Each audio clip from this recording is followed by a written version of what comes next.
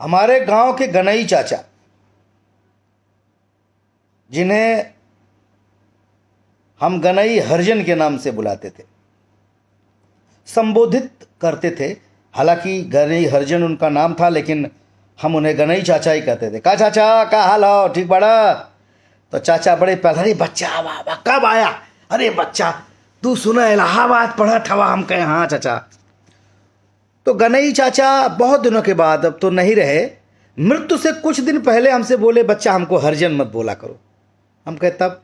मतलब संबोधन, हम तो उनको हरिजन भी कभी नहीं बोले, हम गनई चाचा ही बोलते थे। लेकिन बात जब उठी तो उन्होंने कहा, बच्चा हमका चमार बोला चली, लेकिन हमके हरिजन मत बोला।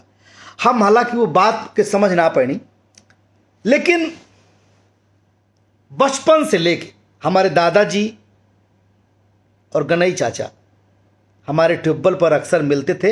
हमारे एक ट्यूबवेल गनई चाचा के दरवाजे पर है। गनई चाचा को उनकी बस्ती के लोग साहब कहते थे।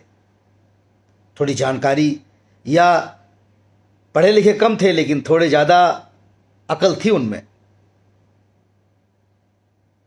एक दिन हम गनई चाचा के घर पे बैठे थे और ट्यूबवेल हमारा चल रहा था। हमको प्यास लगी तो उनकी औरत, यानी कि जो गनई चाचा की वाइफ है, जिनको हम चाची कहते थे, तो बर्तन धुल कर पानी से अपने गिलास, कटोरी, चम्मच वहीं रख दिए। अपना सूख रहा था। हमको प्यास लगा, हम गनई चाचा गिलास लिए और हैंड जो चल रहा था ट्यूबवेल, उसमें से गिलास में पानी भर के पीने लगे। और चाचा दौड़ते हुए, अरे बच्चा रुक जा रुक जा रुक जा, यही क्या करता हुआ? हम तब तक पानी पी लिए। कहा भाई चाचा? अरे बेटा तू ही गिलास में पानी पिया था। हम कहे क्या भाई? अरे अब हमारे बर्तन में तुम पानी पियोगे बेटा? बड़ा तकलीफ हुआ उस दिन हमको। हम कहे काहे चाचा? ना बाबू, कुछ भी हो, तू ठाकुर हवा, हम लोगों से बड़ा हुआ।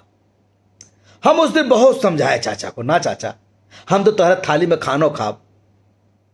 बड़ी कोशिश किए, लेकिन वो उनकी आंख में आंसू आ गया। ना बेटा, अरे बच्चा, ना ना ना बाबू, तू बड़ा हुआ बाबू। वो बड़ा बड़ा कह रहे थे, और वो बड़ा बड़ा वाली बात आज तक मेरे दिमाग से नहीं निकलती। किस बात का बड़ा? हम किस बात के बड़े हो गए भाई? मैं ठाकुर, ब्राह्मण, शूद्र, वैश्य के इस जो तथा कथित वर्ण बनाया गया, इसका घोर विरोध करता हूं। मैं सीधे जानता हूं, जिसके कर्म अच्छे हों वही ब्राह्मण है, वही क्षत्रिय है।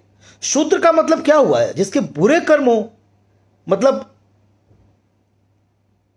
चमार के घर में जो पैदा हुआ वो चमार ही रहेगा जीवन भर।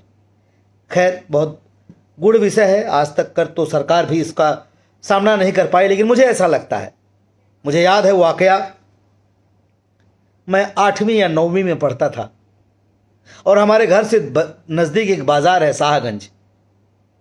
मेरे पिताजी मेरी दवा करने के लिए, मेरे टॉन्सिल हो गया था, हमको ले गए थे और शाहगंज का जो चौराहा है वहीं से जीप पकड़नी थी घर वापस आने के लिए। पिताजी एक चाय की दुकान पर हमको बिठाकर और चले गए। बोले हम आ रहे हैं बेटा कुछ सामान वामान लेने, और उनको आने में आधा घंटा लग गया। और तभी हमारे गांव के वही हमारे गनई चाचा बाजार गए थे शाहगंज। वो आए, वो भी जीप पकड़ने आए। बोले अरे बचवा तू यहाँ कैसे? हम कहे चाचा टांसिल भरा ना, तो बाबू ले आए बाटन, गहन को दवाई लावे। फटाफट फटाफट तो छोला और समोसा मिक्स करके गर्मा गर्म बन रहा था और ले आए। ले बचवा खाओ खाओ खाओ खाओ खाओ। मेरे आंखों में आंसू आ जा रहे हैं भाई साहब। मैं क्या बोलूं, मैं भावुक हो जा रहा हूं। जो शिद्दत से गनई चाचा ने मुझे वो खिलाया था। आज भी जब मैं अपने गांव जाता हूं, दलित बस्ती में जाता हूं, तो मैं सबके घर बैठता हूं और डंके की चोप से सबके बर्तन में भी खाना भी खा लेता हूं, पानी भी पी लेता हूं, जिसको मुझे जो कहना हो वो कहे। लेकिन मुझे आज तक ये बात समझ में नहीं आई कि इस व्यवस्था से कब समाज बाहर निकलेगा। चांद तक पहुंच गए हम, बड़ी बड़ी बातें करते हैं।